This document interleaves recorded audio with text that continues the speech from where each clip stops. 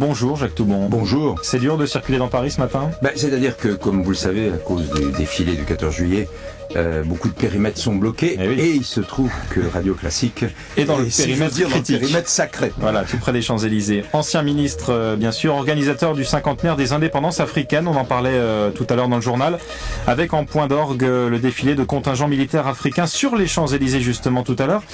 Est-ce que ça n'est pas un peu incongru, c'est la grande question, hein, et ça fait polémique, Jacques Toubon, que la France célèbre cet anniversaire, ce cinquantenaire, sur son territoire de cette manière ? Non. Il faut mettre les choses au point.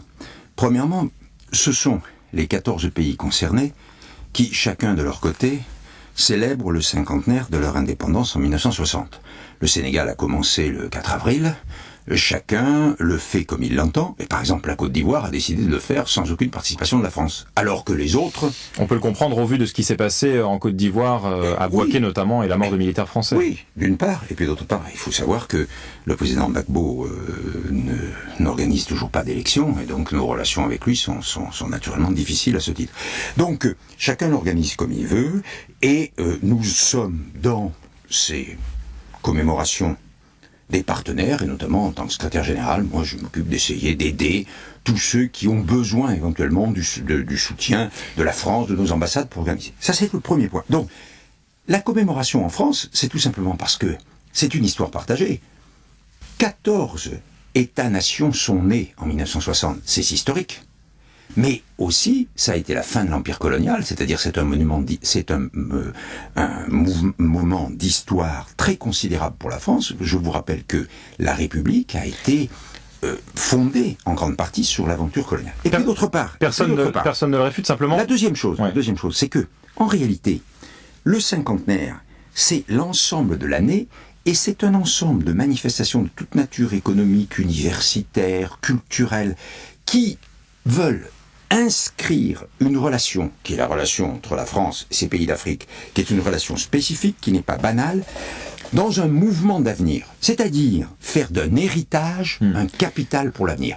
Et donc, le 14 juillet, ça n'est qu'un moment, c'est le moment le plus fort parce que c'est notre fête nationale. Il y a une polémique sur ces défilés du 14 juillet avec des contingents militaires africains, Jacques Toubon, la présence éventuelle de militaires qui ont participé par le passé à des putschs ou du moins à des répressions violentes au sein même de leur pays. Je vous propose d'entendre sur ce sujet le ministre de la Défense qui était ce matin l'invité de France 2 à 7h54, Hervé Morin.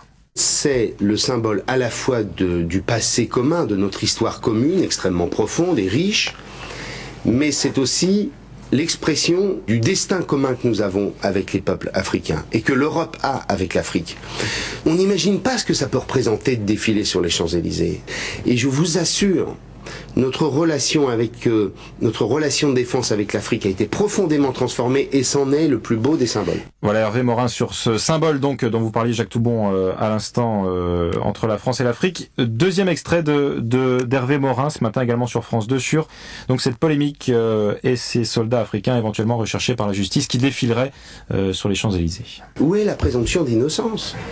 C'est quand même curieux ce pays, qui cherche en permanence à créer des dissensions, des polémiques, qui accuse avant même le moindre élément de preuve. Je demande à chacun de tout de même conserver un peu de recul et de retenue. Voilà, comment peut-on être sûr qu'il n'y a pas de soldats qui ont les mains sales ce matin sur les Champs-Élysées, Jacques Toubon ? De manière très, très factuelle. L'Élysée a dit hier que des vérifications avaient été faites, notamment en ce qui concerne les procédures judiciaires qui peuvent être éventuellement en cours, soit dans ces pays, soit en France. Et puis d'autre part, je voudrais faire une remarque. Vous savez, moi, je soutiens à fond les idéaux de toutes ces organisations qui défendent les droits de l'homme. J'ai souvent travaillé avec eux depuis 40 ans en politique. J'ai été étonné de cette prise de position. Je vais vous dire pourquoi. Parce qu'elle va un peu à l'encontre des principes que défendent même ces organisations. Parce que, d'une certaine façon, il y a une discrimination à l'encontre des Africains. On applique aux Africains, et notamment aux armées africaines, une sorte de présomption de culpabilité. Mais est-ce que j'ai entendu ces organisations s'insurger contre la présence de l'armée indienne l'an passé sur les Champs-Élysées, alors que les mêmes organisations accusent l'armée indienne de commettre des violations des droits de l'homme au Cachemire? Est-ce que j'ai entendu ces organisations, il y a quelques années, s'insurger contre la présence de l'armée marocaine sur les Champs-Élysées, alors que, à plusieurs reprises, ces mêmes organisations ont dénoncé l'armée marocaine dans différentes répressions. Alors, je dis simplement que pourquoi faire deux poids et deux mesures? Pourquoi appliquer de manière discriminante aux Africains une présomption de culpabilité alors que c'est la présomption d'innocence qui est le principe des droits de l'homme? Voilà ce que je dis. Et en plus, comme vient de le dire Hervé Morin, il s'agit de rendre hommage aux dizaines de milliers de soldats, de sous-officiers, d'officiers noirs qui, de la fin du XIXe siècle jusqu'en 1960, ont sacrifié leur vie pour la défense et la liberté de la France, qui était à l'époque leur mère patrie, mais ça veut dire pour la liberté de l'Europe. Ils ont vaincu à Monte Cassino, en Provence, à Koufra, ils ont vaincu les nazis. Je reviens un instant sur ce qu'on appelle la France-Afrique. Nicolas Sarkozy est allé 3 fois au Gabon en 3 ans, depuis qu'il est élu. Si on avait vraiment tourné la page de cette France-Afrique, on pourrait se dire qu'il y serait allé moins souvent. Non, c'est exactement le contraire. Parce que le Gabon est le pays qui met en œuvre justement les changements à la fois institutionnels et économiques et sociaux qui marquent justement le renouveau de l'Afrique et la rénovation de notre relation avec les pays africains. En février dernier, Nicolas Sarkozy a signé un ensemble d'accords de partenariat. Ce n'est plus y compris sur la défense, ce n'est plus du tout le même type de coopération. Le pays, sous la direction d'Ali Bongo, le nouveau président, est engagé dans un programme de croissance verte, c'est-à-dire justement de développement durable. Il est en train de s'attaquer aux bidonvilles, à Libreville. Je veux dire par là que le Gabon, peut-être que l'image qui a été répandue, et qui en a été répandue, est une sorte d'image négative, mais dans la réalité d'aujourd'hui, c'est un pays qui est en pointe dans le renouveau africain. Et je crois donc qu'il est tout à fait justifié. On peut envoyer Jean-Louis Borloo et pas Nicolas Sarkozy. Mais il se trouve que Nicolas Sarkozy y est allé parce que le président Bongo est mort. Il y est allé pour signer les accords de partenariat.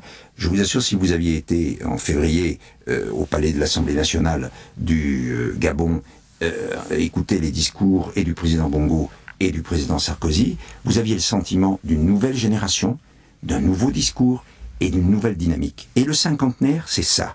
C'est s'inscrire dans une dynamique qui va modifier nos relations, qui va les rendre plus efficaces et qui va surtout simplement aider l'Afrique. N'oublions pas, Monsieur Perrin, les échanges commerciaux de la France avec l'Afrique sont équivalents à ceux que nous avons avec les États-Unis. Nous sommes le 2e bailleur de fonds avant l'Allemagne en Afrique. Mais ça veut dire quoi? Ça veut dire que nous avons une responsabilité. Et cette responsabilité, on essaye de l'exercer, et on essaiera de l'exercer, par exemple, quand la France va diriger le G8 et le G20 au profit de l'Afrique.